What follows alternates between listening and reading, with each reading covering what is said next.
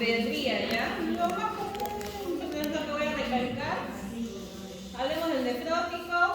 ¿Cuál va a ser la definición? Va a haber proteinuria masiva, va a haber una proteinuria alina de 24 horas, de 40 miligramos por metro cuadrado hora o de 50 miligramos kilo día, ¿sí?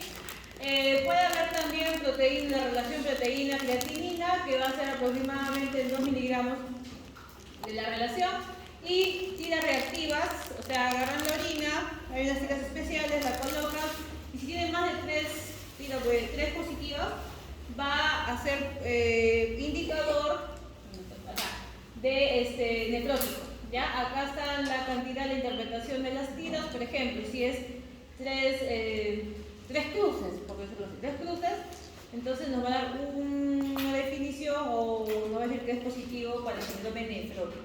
También va a ir asociado a hipoaluminemia, edema y lipidemia. Entonces, ustedes ven a un niño con edema, tiene que pensar en un síndrome nefrótico.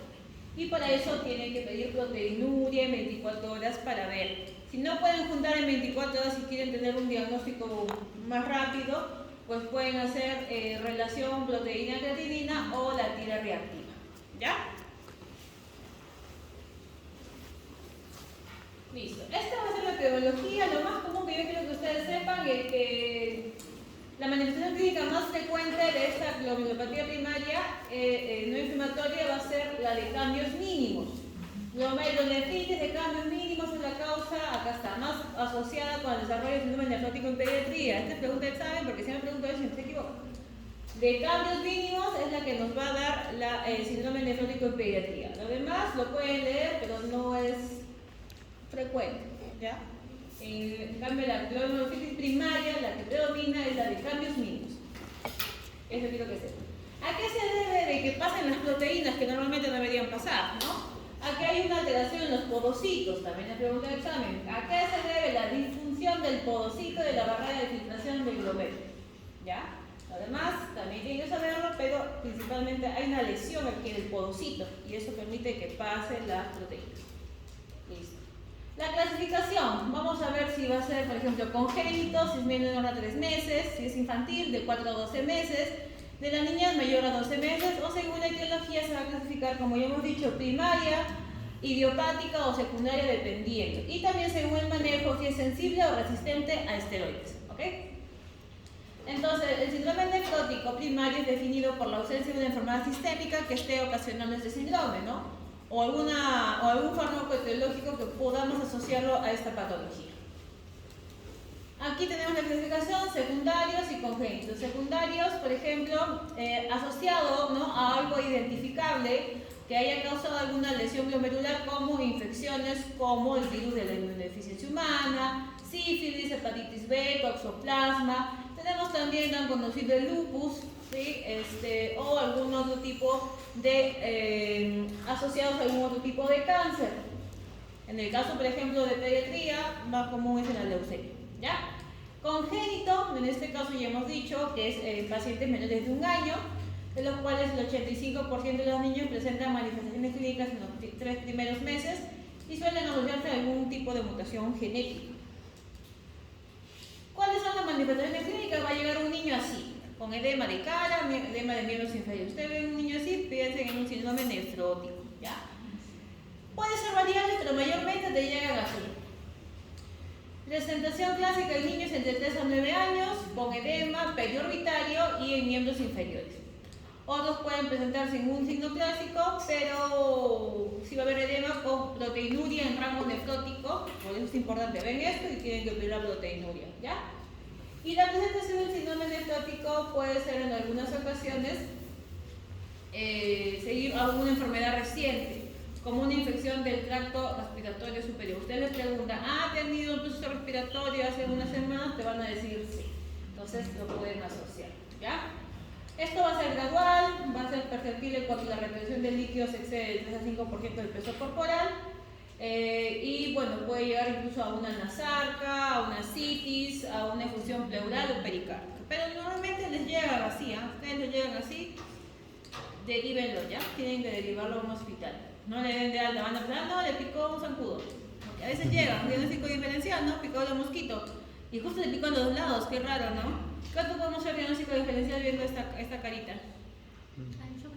Un choque anafiláctico también puede ver. Entonces tienen que hacer una buena historia clínica y ver, ¿no?, que no ha habido alguna picadura, que no sea la reacción a algún medicamento, ver que también, qué raro que también se estén hinchando las piernas, ¿no? Y que el flujo urinario de repente ha disminuido y justo le toman la presión también va a ser un poco elevada en algunos casos. Entonces eso hay que ver. No es tan fácil tampoco hacer el diagnóstico, ¿ya? ¿Y tienes diagnóstico? Edema, eso sí tiene que ver.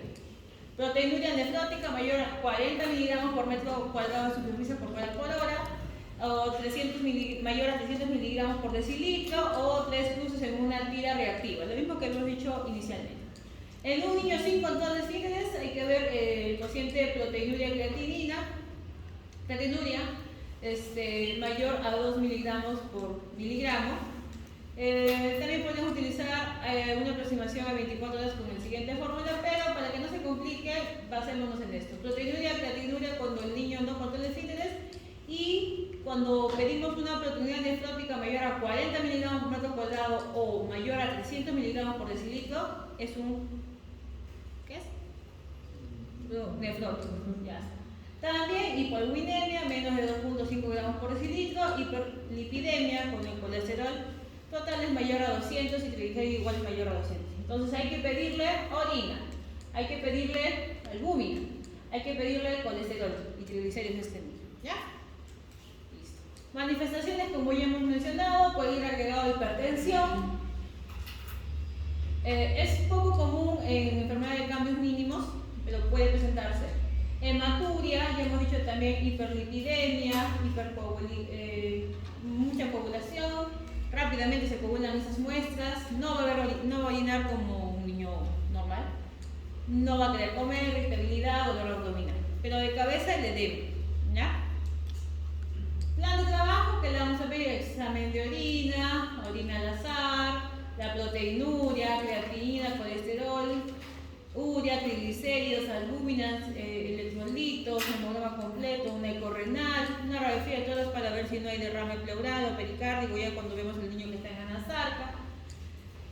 Vamos a hacer algún tipo también de estudios más avanzados como complemento, ANA, ANCA, ¿sí?, antiacetolicina, o pensando que fuera producto de una infección, VIH, por ejemplo, TORCH, Epstein-Barr, hepatitis B o C. Cuando no tenemos ya una causa exacta, podríamos ir buscando algo infeccioso. Pero la mayoría viene diciendo de que hace una semana más o menos, o 10 días, tuvo un proceso respiratorio. ¿Ya? Biopsia. ¿En qué hacemos biopsia? En menos de un año, mayor a 12 años, que no es muy frecuente, mayormente la presentación es 3 años aproximadamente. Hematuria persistente, ya que incluso la pueden ver ustedes cuando orina y el niño presenta sangrado. Resistencia a los corticoides, también algo está pasando, hallazgos sugerentes de alguna enfermedad autoinmune o elevación persistente de la creatinina. Esas son las indicaciones de biopsia. Las complicaciones pues resultan de las anormalidades directamente relacionadas con la enfermedad y secundarias a la terapia farmacológica, porque estos niños reciben prolongadamente corticoides de 6 a 8 semanas. Las complicaciones más frecuentes son asociadas a las infecciones, a una insuficiencia renal, a la anasarca o a la hipovolemia en algunos casos. Recomiendan profilaxis antibiótica cuando hay un dolor abdominal más la hipoalbuminemia menos de 2 gramos por decilitro. Si no está presente ninguno de los dos a la vez, no se recomienda antibiótico. Las vacunas, el síndrome nefrótico es raro menores de un año, como les digo, mayormente por encima de 3 a 9 años aproximadamente. Por lo que la mayoría debe haber recibido ya todas sus vacunas. O sea, ¿por qué me refiero? Si el niño está con síndrome nefrótico, ¿lo puedo vacunar o no lo puedo vacunar? Es lo que me dice acá. Pacientes con alta dosis de corticoides no deberían recibir vacunas de virus atenuados. ¿Ya? Ojo con eso. Una vez completado el tratamiento del primer episodio, se puede colocar la vacuna contra la varicela. Y 3 meses después de descontinuar los corticoides. O sea, no es que me coloque inmediatamente. Hay que tener cuidado. ¿Ya? ¿Qué más? El manejo del edema. ¿Cómo vamos a disminuir el edema? Con restricción de sal, con uso de diuréticos de alza y albúmina, ¿sí? Porque hay una hipoalbuminemia también, entonces tengo que restringir líquidos, tengo que usar, como eso, uso diuréticos y aplico albúmina. Esos 3 pilares son para combatir el edema. leve, moderado, severo el edema, dependiendo si es menos del 7%, si es de 7 a 10% o si es mayor de 10%, estaríamos hablando de severo. También hay que ver mucho en la dieta, ¿no? Por ejemplo, acá habla de una dieta hiposódica, restricción de volumen. Aquí tenemos que también trabajar con nutrición para que nos traiga una dieta específica. ¿Qué es lo que pasa? En algunos casos hemos tenido a veces síntomas nefróticos moderados a severos, en los cuales hay que restringirle bastante los líquidos. Eso incluye la vía endovenosa y la vía oral. Entonces, por ejemplo, un niño no podría tomar a veces, o podría tomar a lo mucho, como esa botella de agua al día, nada más. Y el niño se muere de sed. Y nos ha pasado de que el niño se muere tanto de sed y la mamá, y quien lo cuida es la mamá, que en un descuido, tanto de la enfermera como del médico, va y le da agua del baño, o sea, del caño del baño, cuando está restringido, porque nosotros le medimos la cantidad exacta que tiene que tomar agua. Y cuando vemos que no mejora, al contrario, sigue dematizado, y al ver que empeora el niño, la mamá recién nos confiesa, y eso nos ha pasado, de que ella le trae agua o camuflado o va y le sirve el agua del caño, ¿no? Del baño que tiene ahí en él. Entonces, así pasa, porque hay que restringir líquidos, ¿ya? Y entonces no nos apoya la mamá porque ve que su niño sufre, ¿no? Aunque es el tratamiento, pues, ¿no? Y le da agua donde puede, ¿ya? A ver, digamos, esta es la recomendación de, por ejemplo, la cantidad de sodio, proteínas que deberían recibir los niños y las niñas. Obviamente, como les digo, esto nos ayuda en la nutricionista para hacer una dieta especial. Va a depender mucho del peso, de la edad, no es lo mismo, si se dan cuenta, tratar a un niño o una niña parecido, pero va a depender mucho del peso y de la edad. ¿Okay? Los dietéticos que utilizamos de preferencia furosemida en neonatos pequeñitos, que no es muy común, como les digo, 1 miligramos por kilo día, mayormente es de 1 a 2 miligramos por kilo día, porque esta es la edad entre 3 y 9 años. ¿Sí? Podemos utilizar la hidroclorotiazida, naltrexona, pero de cabeza la furosemida. ¿Okay? El manejo, como ya hemos dicho, también es con corticoides, aparte de la restricción líquida, ¿no? De diurético, restricción líquida y también restricción de sal. Hay que usar inicialmente corticoides a 60 miligramos metro cuadrado día o 2 miligramos kilo día de 4 por 6 semanas. ¿Ya? Y como segunda fase, bajamos la dosis de 60 a 40 metro cuadrado día o alterno o 1.5 miligramos kilo día alterno, y de 6 a 8 semanas. La respuesta al tratamiento, vamos a ver si hay una revisión completa. La relación proteína-creatinina es menos 0.2 o actividad reactiva por traza por 3 días consecutivos. Vamos a ver revisión parcial cuando esta relación es más a 0.2 o recaída cuando es más de 2. ¿Se dan cuenta? Entonces ahí decimos de que algo está pasando con el tratamiento, e incluso en esos casos cuando hay recaída podemos hacer una biopsia. Esto es importante que ustedes sepan cuándo es corticosensible, ¿no? Luego de 4 semanas de tratamiento y remisión. Respuesta tardía, luego de 6 semanas, hay una revisión completa, que recae frecuentemente más de mayor o igual a 2 recaídas en 6 meses o mayor a 4 en 12 meses, y córtico-dependiente cuando la recaída durante la corticoterapia o dentro de 15 días luego de descontinuar. Entonces sí puede pasar, y es más complicado. Cuando hay una recaída frecuente o córtico-dependiente, la mandamos ya al nefrólogo pediatra. Recomendaciones: corticoides también vía oral, que es lo que nos dice el CADIGO 2020. Los corticoides son vía oral de 8 a 12 semanas, considerar prolongar tratamiento por 16 a 24 semanas en pacientes con riesgo de progresión a corticodependencia o recaídas frecuentes. También respuesta a corticoides lentos, tenemos que prolongar tratamiento. En niños con corticodependientes o recaídas frecuentes que se encuentren tomando corticosteroides alternando días o que no están tomando corticoides, se recomienda administrar la corticosteroides diarios a dosis de 0.5 miligramos por kilo durante episodios de infecciones respiratorias altas de 5 a 7 días para evitar recaídas. ¿Qué más? El pronóstico. El 5%, a ver, acá, riesgo de recaídas luego del primer episodio entre 15 a 40%. Riesgo de progresión a enfermedad renal crónica, 5% a los 10 años de diagnóstico, o estos son los síndromes nefróticos córticos sensibles. El 5% de los 10 años de diagnóstico puede haber una progresión de enfermedad renal crónica. Y los corticoresistentes, casi el 50% a los 5 años. ¿Se dan cuenta? O sea, no es tan sencillo. Si es que no damos un buen tratamiento, podemos hacer de que el niño termine en enfermedad renal crónica. ¿Ya?